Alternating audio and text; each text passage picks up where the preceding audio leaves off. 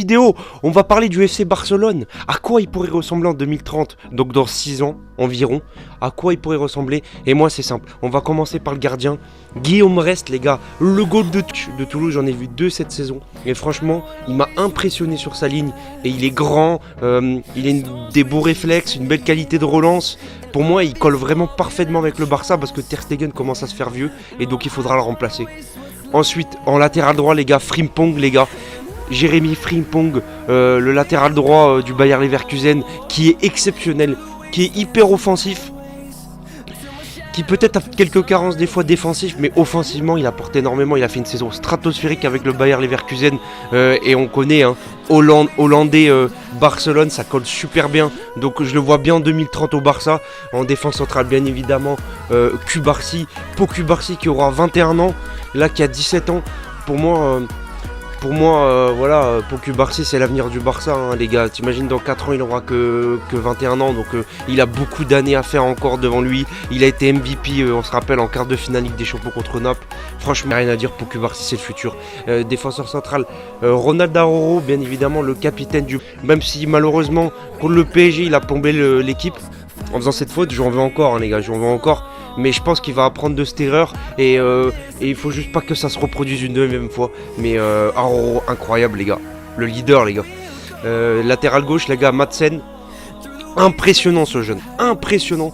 Lui qui est assez offensif comme Frimpong, hein, les gars. Donc c'est pour ça que oui, c'est une équipe assez offensive. Si les latéraux montent beaucoup, c'est vrai que bon, il y aura peut-être un déséquilibre, mais il m'a impressionné. J'ai vu le match hier contre le PSG en Ligue des Champions. Il a été aussi très très impressionnant face au PSG en demi-finale de Ligue des Champions. Donc à l'aise, balle au pied, technique, rapide. Voilà, il fait beaucoup d'appels intéressants. Encore un Hollandais, donc 2 Hollandais sur les côtés, ça va faire très mal du côté du FC Barcelone en 2030. Si c'est eux qui rejoignent le Barça, bien sûr. Milieu défensif, on en parle beaucoup sur les réseaux sociaux, on en parle beaucoup sur internet. Joshua Kimmich, qui n'a pas fait un match stratosphérique face au Real Madrid, mais Joshua Kimmich, on connaît sa qualité de milieu défensif. C'est vrai que maintenant il a été repositionné latéral droit, là où il a été connu, mais en 6 pour moi Kimmich c'est là où il est le meilleur maintenant. Il est pas non plus hyper rapide, donc pour un côté c'est pas là où il est meilleur. Il peut toujours dépanner, mais c'est pas là où il est le meilleur les gars, honnêtement. Donc Joshua Kimmich bien évidemment, qui va apporter son expérience, qui a une qualité de passe exceptionnelle, qualité de centre exceptionnelle. Donc il va faire que apporter à ce club du Barça bien évidemment. Milieu central les gars, Pedri bien évidemment. Bien évidemment Pedri les gars, Pedri qui est un joueur, on connaît tous, qui depuis qu'il est au Barça a eu des pépins physiques les gars, c'est vrai cette saison, beaucoup comme l'année dernière, beaucoup de pépins physiques qu'il a un peu freiné dans sa progression. Depuis l'année où il a fait 70 matchs, c'est vrai qu'il a un peu du mal à enchaîner, mais Pedri ça reste un joueur talentueux, ça reste un joueur encore qui a que 21 ans ou 22 ans, qui a 22 ans je crois, donc il aura 26 ans, donc peut-être que normalement à cet âge là il sera à son prime, il sera vraiment peut-être à son prime, il pourra nous apporter énormément de choses Pedri, mais moi je crois en lui. L'autre milieu de terrain les gars, Florian Wirtz bien évidemment, Wirtz qui a fait une saison stratosphérique avec le Bayer Leverkusen. Il n'y a rien à dire sur sa saison, hyper technique. Récemment il a dit qu'il voulait que le club qu'il rêvait de rejoindre c'était le Barça. Donc quand tu dis ça en règle générale, tu fais tout pour le recruter, un milieu de terrain allemand. Donc il connaît un peu Joshua Kimmich, mais il fait une saison stratosphérique les gars. Il a une qualité les gars, une vision de jeu, il a une grosse finition. C'est un peu c'est un 10 quoi les gars, et un 10 c'est vrai qu'on en a pas trop depuis le départ de Lionel Messi, et donc il pourrait apporter énormément. Donc je vois peut-être plus un Bernardo Silva, mais ça je vous en ferai une vidéo dessus avant que lui rejoigne le Barça, mais parce que je pense qu'il va continuer avec le Bayer Leverkusen l'année prochaine. Donc peut-être que d'ici 2030 il aura fait quelques saisons avec le Bayer Leverkusen, et à ce moment-là quand il sera prêt à rejoindre un grand club comme le Barça, il viendra au club et il va nous apporter je pense beaucoup. C'est un joueur de grand talent, franchement, il a une grosse frappe de balle aussi, au passage. Ensuite, ailier gauche les gars, je joue en 4-3-3 les gars. Ailier gauche, Victor Roque. Victor Roque, pourquoi je l'ai mis Victor Roque? Victor Roque, j'ai entendu dire récemment qu'il allait peut-être être prêté la saison prochaine, mais je pense que ça lui fera du bien.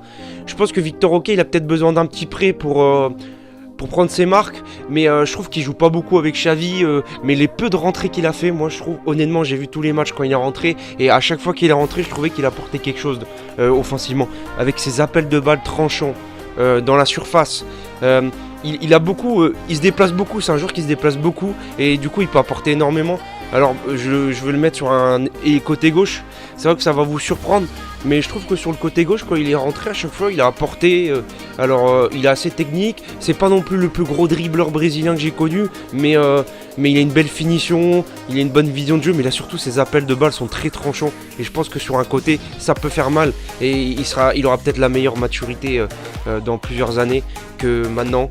Donc peut-être qu'il a besoin d'un petit prêt, il a besoin de prendre ses marques et après peut-être que pour 70 millions, je me dis que pour le prix qu'on a payé, on peut pas le vendre maintenant, c'est pas possible.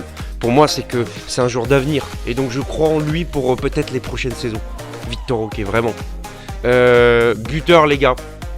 Bah là, buteur, vous avez compris, 2030, Lewandowski, Papy Lewandowski qui ne sera plus là, hein, qui sera parti en Arabie Saoudite ou je sais pas où. Moi, si ça serait que moi, je le vendrais l'année prochaine. Bien évidemment, Julián Álvarez, pour moi, c'est le buteur.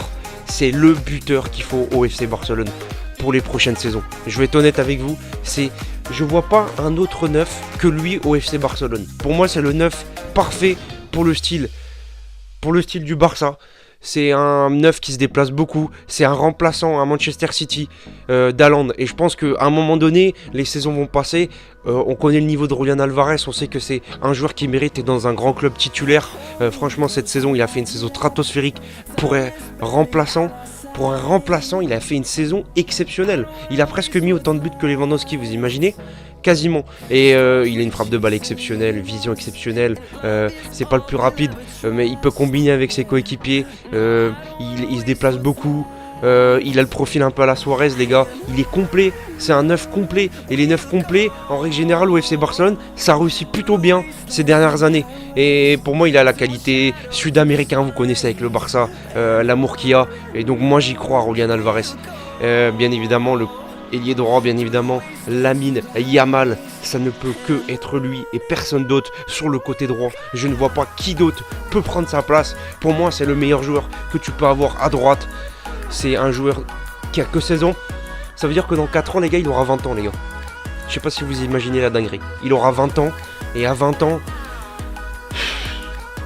À 20 ans, il aura encore une marge de progression. Je sais pas si vous vous rendez compte, à 16 ans, la saison qu'il fait, avec 6 buts, je crois, et 7 passes D, c'est juste stratosphérique, décisif en Ligue des Champions, 2 passes D face au Real Madrid. Il a fait une passe D. Dans les grands matchs, il a été plutôt présent. Pour un mec de 16 ans, c'est impressionnant comme le niveau qu'il attend. Franchement, il a été... Pour moi, un mec de 16 ans, il a été décisif. Il a été quand même... je trouve que c'est quand même plutôt correct sa saison, plus que correct. Pour moi, c'est une saison exceptionnelle de la part de Lamine Yamal. En fait, je sais pas la progression de ce gamin, mais je pense qu'elle est énorme. Honnêtement, les gars, elle est énorme. Je pense que là, on vit quelque chose de grand. Je pense qu'il va gagner le Golden Boy cette saison déjà. À 16 ans déjà, je pense que ça va être un record. Il a battu tous les records. Je vous les ai déjà dit dans une autre vidéo. C'est Lamine Yamal décisif face au PSG, on se rappelle. Malheureusement, qui a dû sortir à cause d'Aroro, qui s'est pris le rouge. S'il avait été sur le terrain, on peut pas refaire le monde. On peut pas refaire le monde. Mais vous savez que Lamine Yamal, il a une étoile, il a quelque chose. Ce gamin a quelque chose et tout le monde le dit de toute façon. Et pour moi, j'arrive pas à pas l'imaginer faire une grande carrière, ce joueur. À part les blessures, je vois pas ce qui pourrait le freiner. Bien évidemment, en tant que coach, peut-être Hansi Flick, qui est intéressé par le Barça, qui rêverait d'entraîner le Barça, ça pourrait être intéressant.